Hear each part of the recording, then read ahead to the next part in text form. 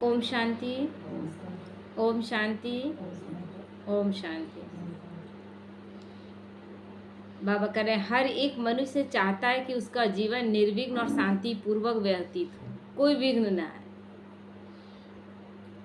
हर एक मनुष्य की यह भी इच्छा रहती है कि उसके साथ सरकार और पड़ोसी तथा मित्र संबंधी अच्छा बर्ताव करे। यही ना हम लोग एक दूसरे से अपेक्षा कर रहे हैं, वो नहीं मिल रहा है। परंतु देखा गया कि साधारण लोगों की बात तो अलग रही। ईश्वर से प्रेम करने वालों के मार्ग में भी बहुत बाधाएं आती हैं। अतः आपको यह याद रखना चाहिए कि ईश्वर के मार्ग से हटाने के लिए उल्टा मत देने वाले और विरोध करने वाले बहुत मिलेंगे। आप ज्ञान में चल रहे हैं, आपके साथ कोई परेशानी आ रहा है, लोग क्या बोलेंगे? इस ज्ञान में चल रहे इसलिए आपको प्रॉब्लम हो रहा है। तो उस आदमी से आप कहें कि हाँ, जब हम ज्ञान में नहीं चल रहे थे तब तो हम झुलवा झूल रहे थे, हम तो स्वर्ग में थे। था ऐसा क्या? था क्या? नहीं था ना। लेकिन माया इसी तरह अपने तरफ खींचती है। और दूसरा क्या है, जैसे इस ज्ञान में आप चलते हैं तो लोगों को अपना ईगो हर्ट भी होता है। हम लोग चलते इसमें धारणा युक्त होकर चलते, गलत चीज़ें नहीं खाएंगे, सब चीज़ शुद्ध सात्विक भोजन खाएंगे, दूसरों का चुगली निंदा शिकायत, तो लोगों के साथ उठना बैठना ये सब बंद हो जाता है।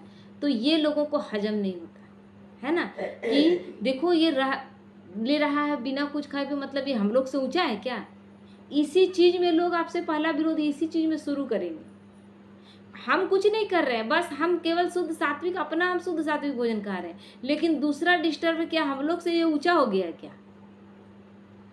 उनको महसूस हो रहा है, तो ऐसे में वो डिस्टर्ब करेंगे, गलत मार्ग दिखाएंगे कि इसमें जुड़े हो तो तुम्हारा प्रॉब्लम हो रहा है। क्योंकि आप जब एग्जाम, जिस पोस्ट के लिए फॉर्म भर दिए हैं उसका एग्जाम आपका लिया ही जाएगा। और छोड़ दीजिए इस ज्ञान मार्ग को, क्या भक्ति मार्ग में परीक्षाएं नहीं हो रही है? सबकी परिस्थितियां नहीं आ रही है? एक से बढ़कर एक परिस्थितियां आ रही, एक नहीं आ रही। लेकिन लोग इतने डरे हुए हैं ना कि एक जो चल बताए मार्ग पर चले जा रहे हैं, उसमें भी कुछ लोग बताए, भगवान आकर खुद नहीं बताया था। सोचते हैं कि मार्ग छोड़ देंगे तो पता नहीं और अंधेरे में चले जाएंगे क्या, क्योंकि कंफर्म तो है नहीं।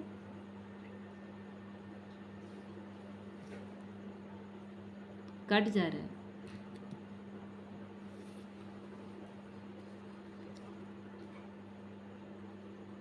तो बाबा कहते हैं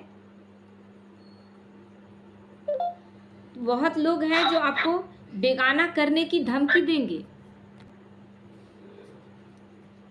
अपने भी बेगाना बनने की धमकी देंगे कि तुम, होता है ना, बाबा को छोड़ दो, बाबा को छोड़ो तब तुमको अपनाएंगे, नहीं तो तुमको ही नहीं अपनाएंगे।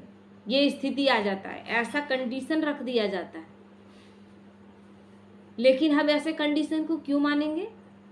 आपका भरोसा है, कब किसका भरोसा है? कोई कहाँ चला जाएगा कोई नहीं जान रहा है, कब कौन चला जाएगा। लेकिन भगवान का तो कन्फर्म है कि वो मेरे साथ है, क्योंकि किस रेयरेस्ट कंडीशन में भी हम सबसे पहले भगवान को याद करते हैं, उसी भगवान से अपनी कुछ परेशानियों के लिए लड़ते हैं। लेकिन जब फिर प्रॉब्लम आता है फिर उसी को याद करते कि नहीं करते?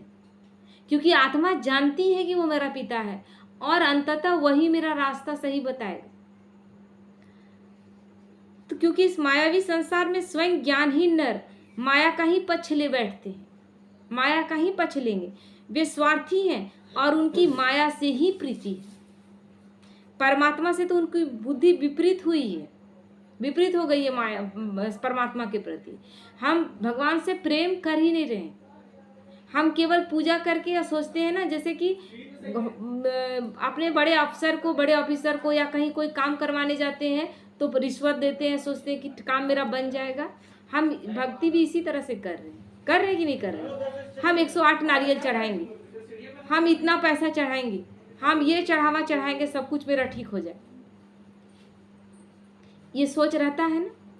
उसको कोई दे सकता है जो सारी सृष्टि को चला रहा है? उसको हम क्या खिलाएंगे और हम उसको क्या दे सकते? तो इसीलिए भगवान से विपरीत बुद्धि हो चुकी है। इतने लोगों ने भक्ति की और इतने लोग आज तक भक्ति कर रहे हैं, लेकिन कुछ तो बात रहा होगा कि केवल मीरा का ही नाम अभी तक गाया जाता है या चैतन्य महाप्रभु का ही नाम गाया जाता है, कुछ खास लोगों का ही क्यों? भक्ति तो बहुत लोग कर रहे हैं, क्योंकि उनकी भक्ति निस्वार्थ थी। वो भगवान को नहीं पहचान रहे थे, लेकिन जो सामने भगवान के रूप में दिखा, कृष्ण ही दिखा, तो उससे निश्चय बुद्धि होकर प्रेम की, उससे बिना कोई अपेक्षा रख के प्रेम की। तो इसलिए वे ईश्वर से विमुख करने का प्रयत्न तो करेंगे ही। मत चलो इस ज्ञान मार्ग में, तुम्हारे साथ सारी दुनिया छूट जाएगी, तुम्हारा कोई साथी नहीं रहेगा। कौन सी दुनिया? कौन साथ दे रहा था? कौन साथ दे रहा था? जब सारी दुनिया में कोई ऐसा नहीं था जो मेरा हाथ पकड़े, उस समय भगवान हाथ पकड़ता है। जिस समय लगता था कि जीने का कोई उम्मीद नहीं बचा है, उस समय भगवान उम्मीद डालता है कि नहीं, तुम्हारे जीवन में भी बहुत कुछ बचा है, तुम अभी बहुत कुछ कर सकते हो। उसके बाद हम भगवान को छोड़ दें? तो बुरी जगह पर ले जाने के लिए अनेक साथी मिल जाएंगे, भगवान से विमुख करके दूसरे तरफ ले जाने के लिए। उस समय बहुत साथी देखते हैं, शराब पीने वाला कितना तरह का दोस्त बोलेगा कि नहीं हम शराब छोड़ दिए, तो उसको इतना मतलब डिमोरलाइज कर देगा बोल बोल कर ना, मेरा दोस्ती का तुमको ख्याल नहीं, दोस्त है हम पिएंगे तुम नहीं पिएगा। तुम पत्नी से डर गया क्या? जब से शादी किया तुम बदल गया। पत्नी से डर गया क्या? जोरू का गुलाम बन गया क्या? मतलब इतना तरह का नीचे गिराने के लिए कोई ऐसा चीज नहीं है जो वो ट्रिक नहीं अपनाएंगे। लेकिन ऊंचा उठाने के लिए आपको कोई ऐसा नहीं बनेगा कि नहीं हर पल हम तुम्हारे साथ हैं, मुसीबत से मुसीबत समय में भी हम तुम्हारे साथ रहेंगे। तुम पियोगे, तुम्हारा जीवन खराब हो जाएगा, तुम्हारे बाल बच्चे का जीवन खराब हो जाएगा। ये सीख देने वाला नहीं। और इसीलिए लोग शराब पी पी कर इतने लोग मर रहे हैं, चाहे जुआ खोल के इतने लोग बर्बाद हो रहे हैं। क्यों? उन सबके कोई दोस्त नहीं है जो उनको सही सलाह दे? नहीं है। गलत तरफ ले जाने वाले बहुत लोग मिलेंगे, लेकिन अच्छी जगह पर जाने से रोकने वाले आपको अनेक मिलेंगे, लेकिन अच्छी जगह ले जाने वाले आपको विरला ही कोई मिलेगा। तो इस प्रसंग में एक दृष्टांत याद आता है। कहते हैं कि एक बार किसी किसान की गाड़ी कीचड़ में कुछ गहरी धंस गई। वह बेचारा गाड़ी से नीचे उतरकर उसे बाहर निकालने का यत्न करने लगा। इतने में वहां पर काफी लोग इकट्ठे हो गए। बहुत से लोग तो उस दृश्य को तमाशे की तरह देखने लग गए। अन्य कुछ लोग उस पर उपहास करते हुए आपस में एक दूसरे से कहने लगे कि गाड़ीवान अपने को बड़ा बलवान समझता है, अजी यह 1000 कोशिश कर ले तो भी इससे गाड़ी निकल नहीं सकती है ना।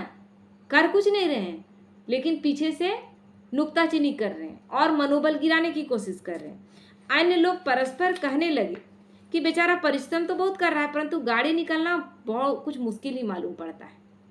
परिश्रम करना तो मनुष्य का कर्तव्य है, परंतु फालतू परिश्रम करके अपनी शक्ति को गंवाने से क्या लाभ। अन्य कुछ व्यक्ति एक स्वर से बोल उठे, शाबाश शाबाश, थोड़ा और आगे बढ़ो, जिसका जो, क्योंकि आप रोल निभा रहे हैं, बाकी सब दर्शक बनकर खड़े हैं। आपके हारने से, आपके जीतने से लोगों को फर्क नहीं पड़ेगा। जीत गए ताली बजा देगा, लेकिन उसके जीवन में उन लोगों को कोई मतलब नहीं है कि आपके जीवन में क्या उससे परिवर्तन हुआ। इतने बड़े समूह में से केवल एक दो व्यक्तियों ने कहा, केवल शाबाश कहने से क्या होगा, आओ तो हम भी अपना कंधा देकर गाड़ी को बाहर निकालें, है ना। वो अकेले कर रहा है, उसको बोल रहे हैं, उसको शाबाशी दे रहे हैं, उससे क्या होगा? गाड़ी निकल जाएगा क्या? उसका प्रॉब्लम सॉल्व हो जाएगा क्या? ये केवल एक गाड़ीवान की कहानी नहीं है। ये जो सारा दुनिया का देख रहे हैं, सब एक दूसरे मतलब अपने अपने जीवन में बोझ से दबे जा रहे हैं।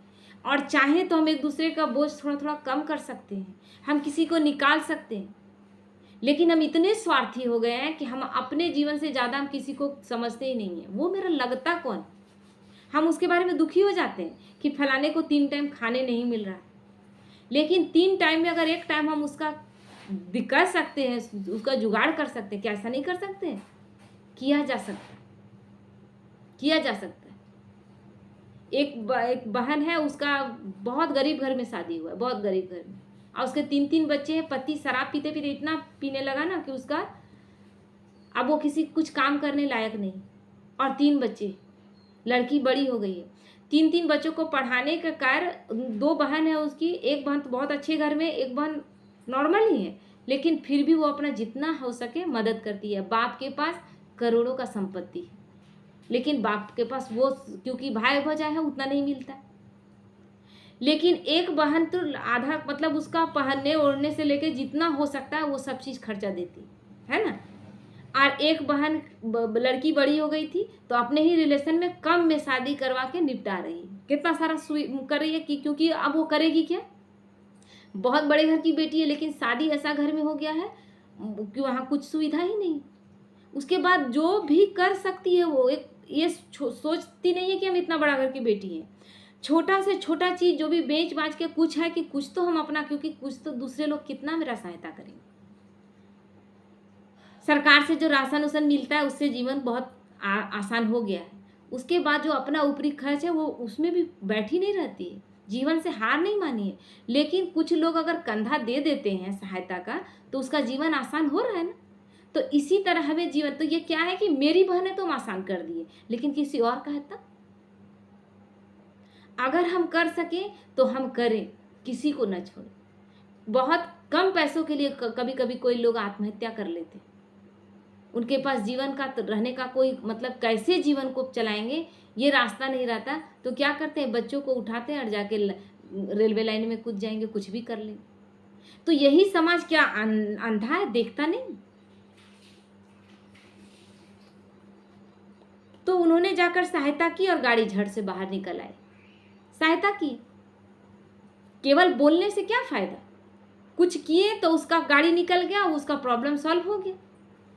तो इसी प्रकार इस संसार में भी तमाशा देखने वाले, हतोत्साहित करने वाले, नुक्ताचीनी करने वाले आपको बहुत लोग मिलेंगे। सहायता और सहानुभूति करने वाला तो कोई विरला ही प्रभु का लाल होता है, और यही ज्ञान परमात्मा हमें दे रहा है। आज अब जो ज्ञान हमें मिल रहा है आज से पहले मिला था, और आज से पहले हमारे दिमाग में आता था कि किसी और का दुख दूर कर दे। अपने जीवन में इतना फंसे हुए थे कि दूसरे के बारे में सोचने का फुर्सत कहाँ था। लेकिन अब कर्मों का श्रेष्ठ कर्मों का ज्ञान मिला कि हम अपने से ज़्यादा जब दूसरे के बारे में सोचते हैं तो भगवान हमें, ये भी क्या है, लालच से ही भगवान हमें कैसे सुधारने की कोशिश कर रहा है।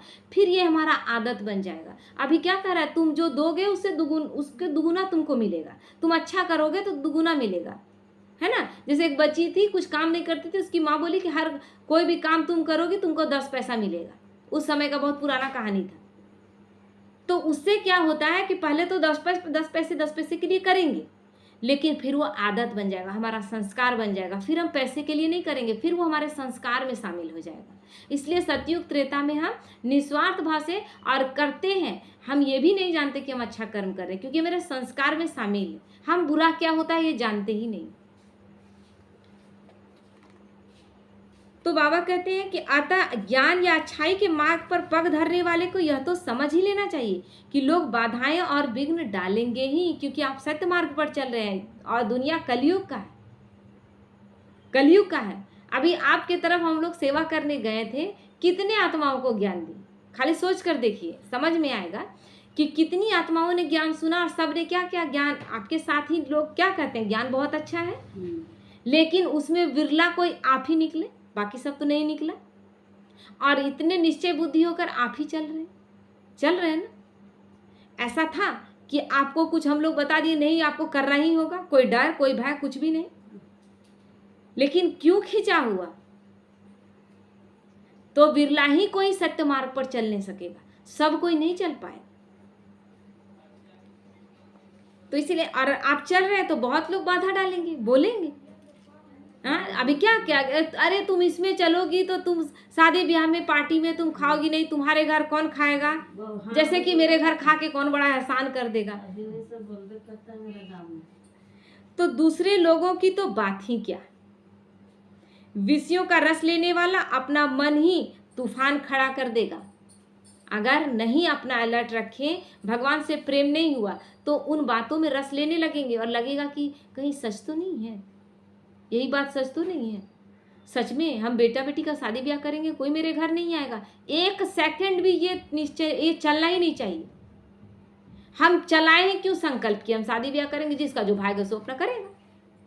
लेकिन एक बेटा बेटी के शादी के एक दिन के प्रोग्राम के लिए हम अपना भाग्य गवा दे 84 जन्मों का। तो इसलिए बाबा कहता है मन ही तूफान खड़ा कर देगा। इसलिए मन को अपना शक्तिशाली बनाकर रखना है। वह समझेगा कि ये विकार अब मुझसे छूटना चाहते हैं, इसलिए वह कभी आलस्य के, कभी निद्रा के, कभी थकावट के, कभी टाल मटोल के बहाने से चूकेगा नहीं। मन देख लिया कि आत्मा छोड़ दी सब कुछ, स्थूल धारणाएं कर ली हैं, तब क्या चीज करेगा? आलस्य लाएगा, अलबेलापन लाएगा, कभी नींद ले आएगा। ऐसा नींद ले आएगा, विश्वास नहीं करेंगे, अलार्म लगा हुआ है 2:30 बजे का, और अलार्म कब ऑटोमेटिक उठ के हम बंद किए, हमको कुछ याद नहीं है, हम फिर सो गए। और जब नींद टूटता है देख रहे कि 3:15 से ज्यादा हो गया। बोलिए, 1 घंटा मेरा बर्बाद हो गया ना। तो वह सत्य को असत्य, सत्य को असत्य और आशा को निराशा के रूप में दिखाता है ना। कोई बात आता है तो हम लोग क्या बोलते हैं, नहीं रिएक्ट नहीं करेंगे तो अगला आदमी तो मेरे ऊपर चढ़ जाएगा, है ना, हमको इस समय इसको दबा देना है। लेकिन क्या फिर वो मन वही मन रहता है?